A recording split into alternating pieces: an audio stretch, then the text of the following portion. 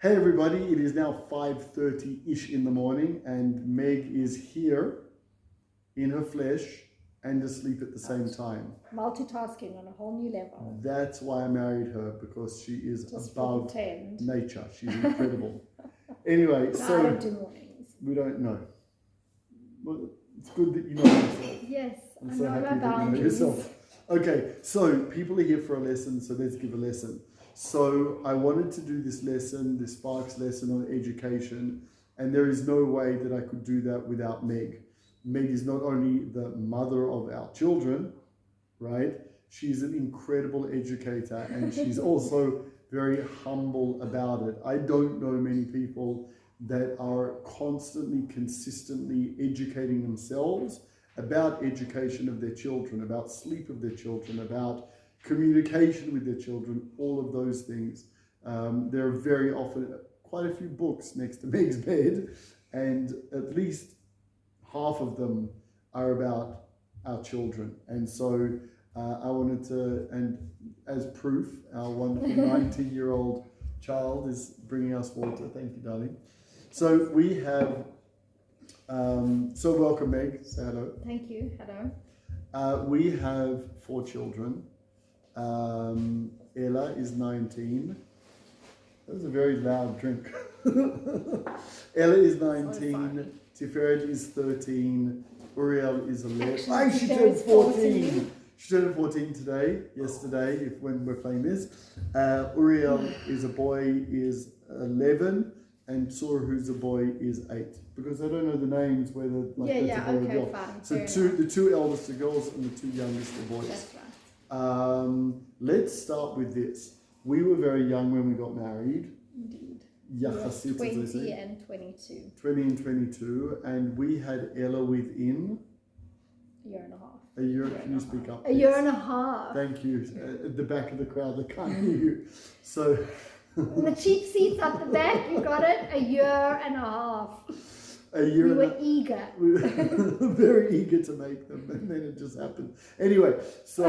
Can you edit that? No, I'm not editing that out. So I don't want to edit. I don't want to waste time. This is just going. So, yes, within a year and a half of being married, we already had Ella. It was, for so many reasons, a massive shake-up for us both as individuals, as well as... I mean, I think your first child is always the biggest shock to the system. You like decide, okay, you know, we're big people now, we've gotten married, and the right thing is to start having children, as it does say, you know, be fruitful and multiply and all that. And so, you know, you get onto it. Excuse the pun. So this is the point that I want us to talk about, even though we're already 8 minutes in, and that is the differentiation of self with children.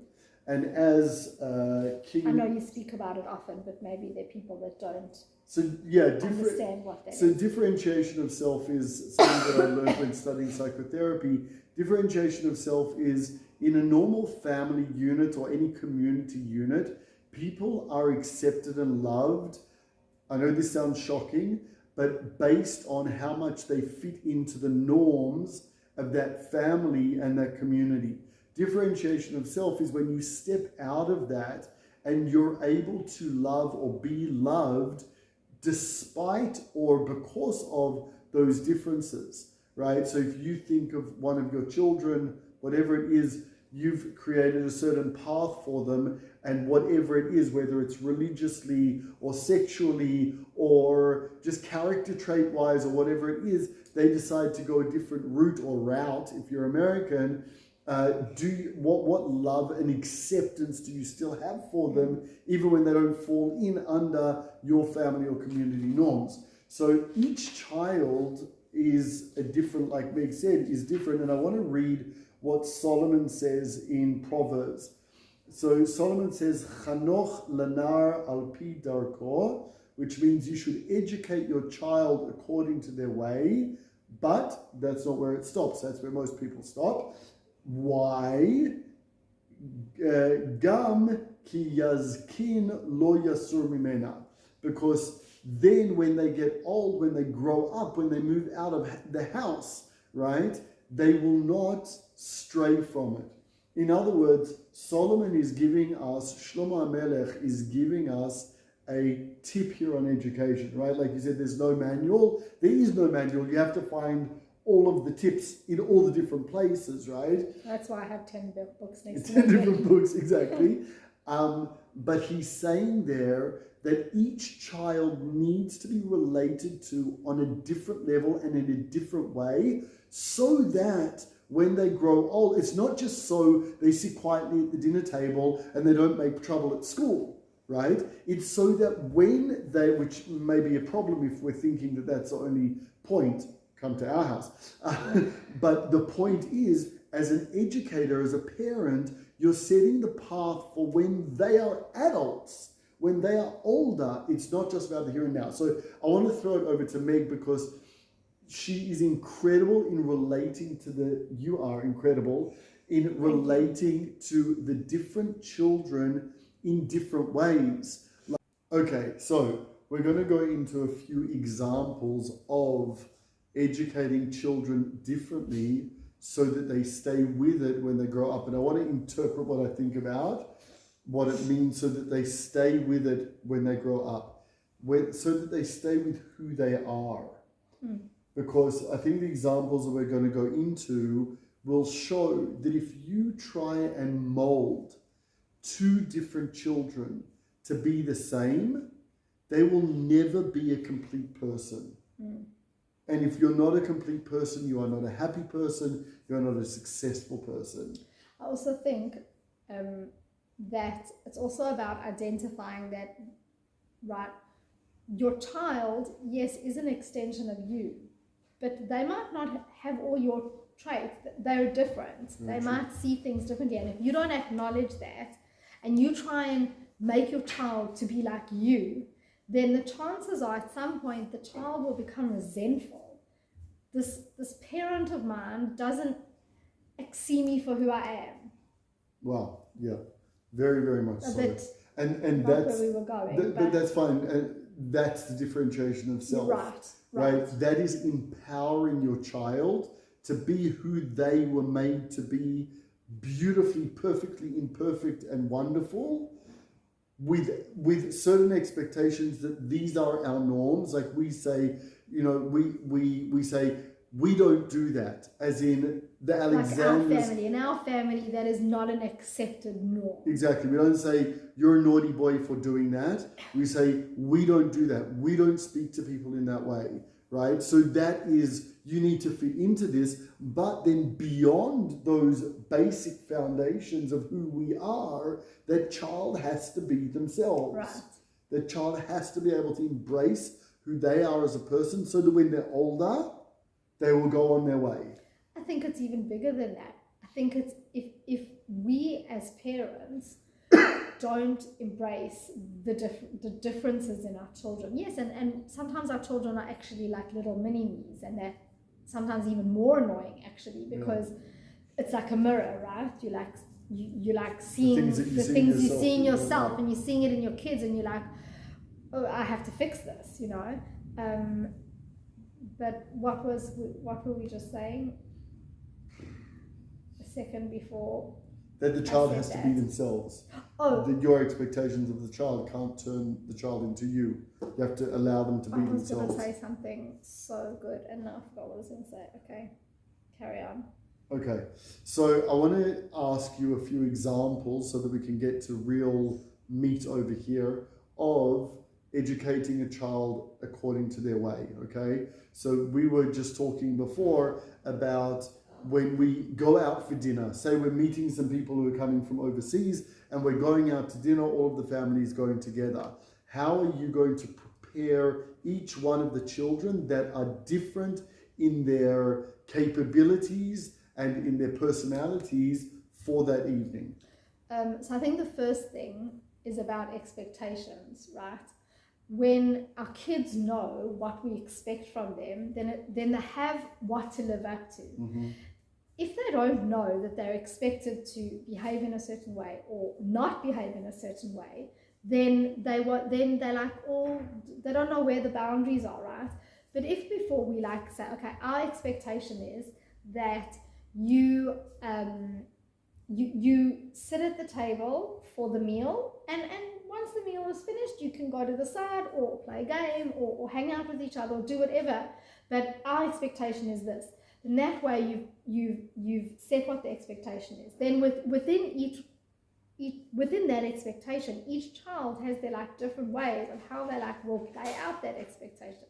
Like a child that's more active and boisterous and can't sit still is going to struggle to sit at the table, even just for that short amount of time. So what are you going to do for that kid?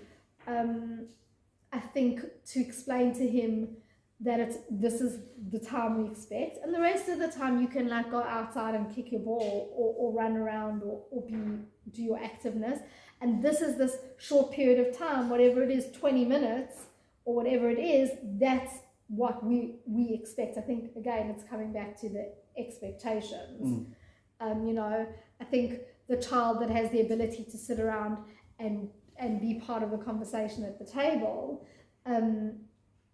his expectations are maybe different. Maybe he just needs to know that he's expected to, behave nicely and be polite. But if he wants to be part of the conversation, and I think this is something we've like really done, and like people comment to us all the time that like our kids are able to interact on a very mature level because they've always been part of the conversation at the table, whatever. Which is a whole nother amazing topic.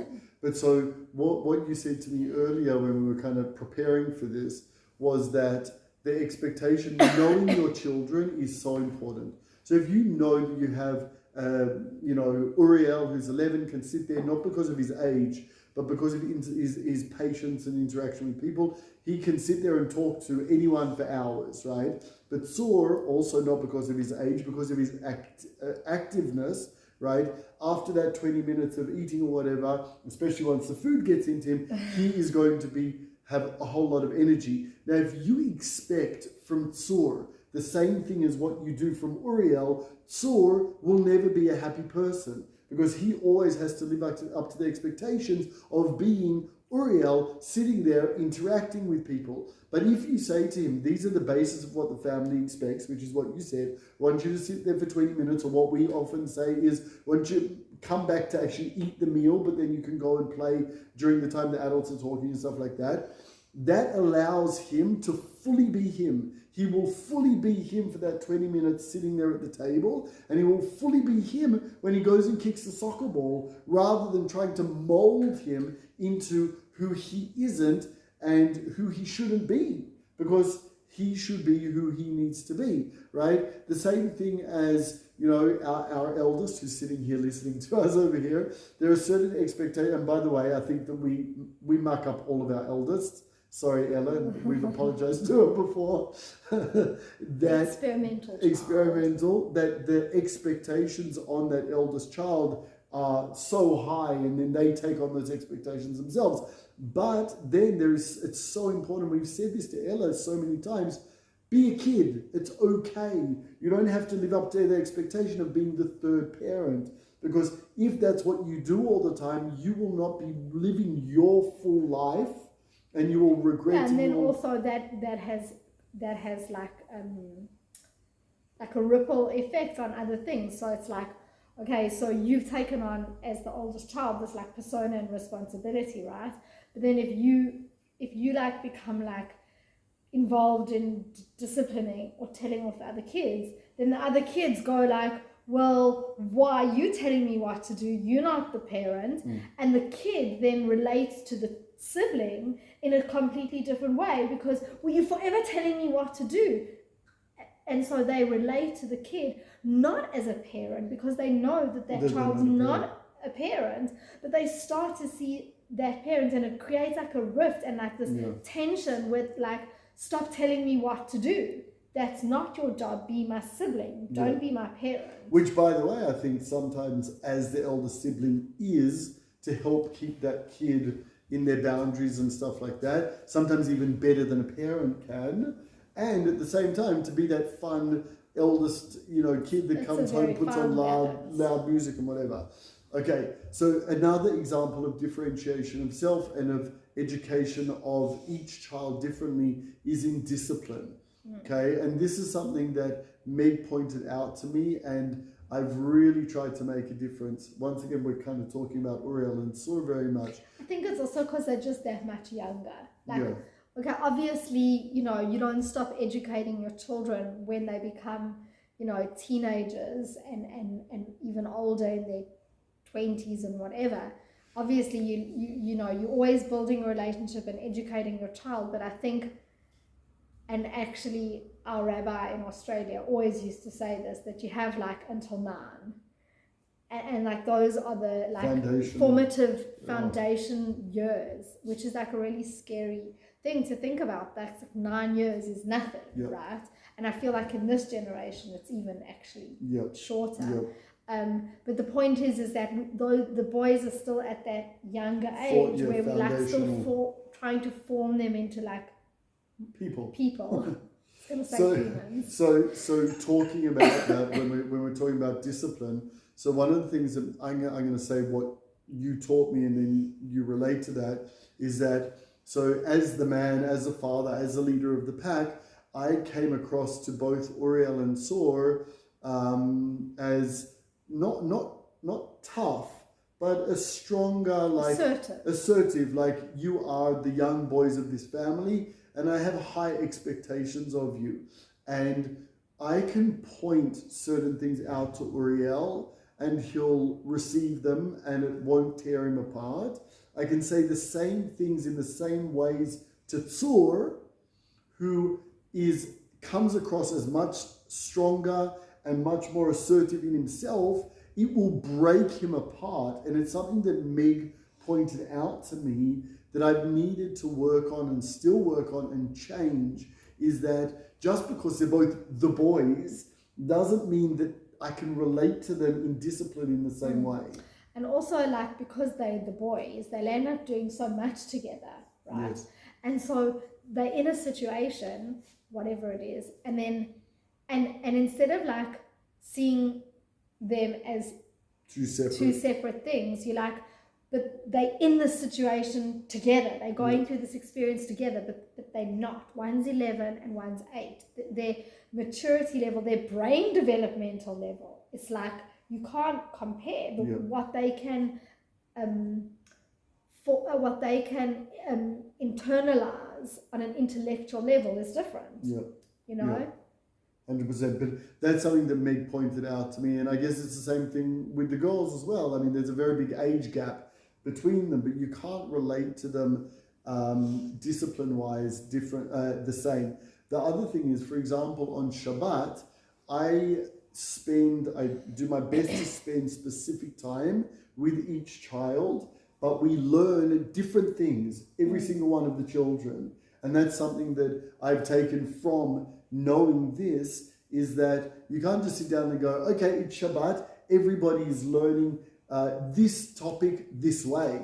Right? Like each child relates to God, relates to Shabbat, relates to their parents in a different way. And a parent needs to be involved enough with their child in order to understand what it is that lights them up or puts them down. I want to also just add to that also. You also have to know whether you don't like force feed the child. We're learning now. Come and sit down and learn, right?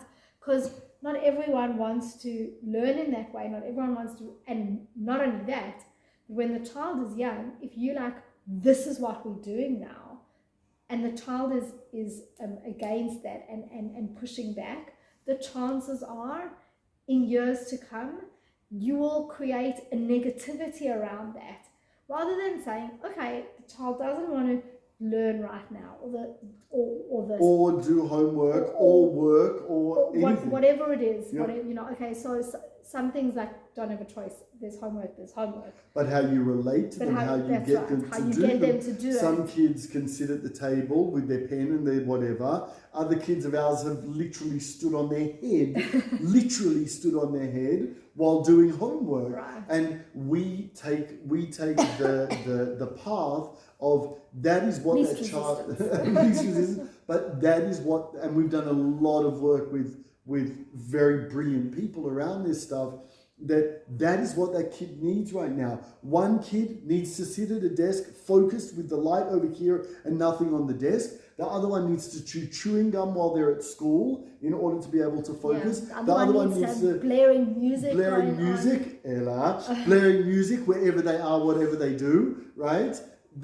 And each one of our children is related to differently. The difficulty, which I don't think we will ever get perfectly right apart from getting our children to understand what we're doing, is that all of those differences sometimes clash, right? Explode. So, or explode. Like Ella's need for loud music is very difficult, and there's reasons that she wants that and needs that she understands after growing up and being educated about herself and becoming self-aware. And to other kids, that is too much, so what do I do? So the education there is understand that each one of you need different things. And here's another key word, I think. And then we're going to wrap up.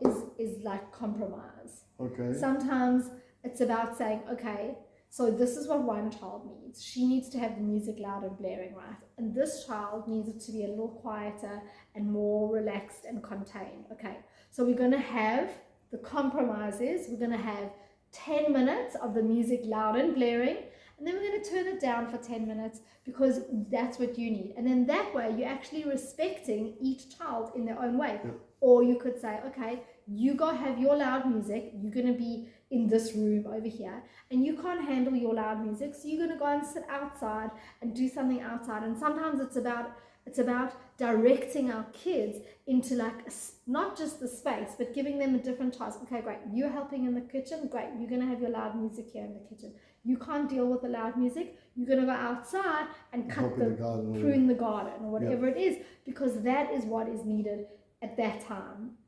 And that, when we're talking about the future of children becoming adults, means that when they're in an office, right, and there's somebody who's tapping their pen or loud music or chewing gum or whatever it is, hopefully they will have learned from the home how to deal with that, how to find their own space, how to approach that person and talk to them about how that bothers them when they get married. Right? And somebody has, leaves clothes on the floor or whatever it may be, and the other one doesn't and gets uptight about that. Okay, then instead of it becoming this massive explosive thing, well, I've learned in my home to respect and to compromise and say, okay, therefore, you can buy your box and you can put all your clothes on it. Makes sense to put it in it, but you put it on it, that's fine. And I won't have that because that's not how I do it, because I hang up my pants over there. Anyway, the point is, are you angry at me? No. Thank you. The point is that what we teach our children at a young age, when we embrace who they are, when they grow up, they get to be completely them with the skill sets to know that another person has the right, and you can even empower them to be completely them. Mm-hmm. And I think that is really, really powerful. Do you have anything to add? No. Are you sure? Okay. You be completely you, my love. I will be, thanks. Okay. I'm going back to bed now. Thank you for listening, everybody. The main point over here is that Solomon, the wisest man who has ever existed, says that we need to educate our children, each one according to their way, so that when they grow up, they will be completely themselves. They will be able to live that fully and live fully complete and happy, joyful lives. Thank you. Amen.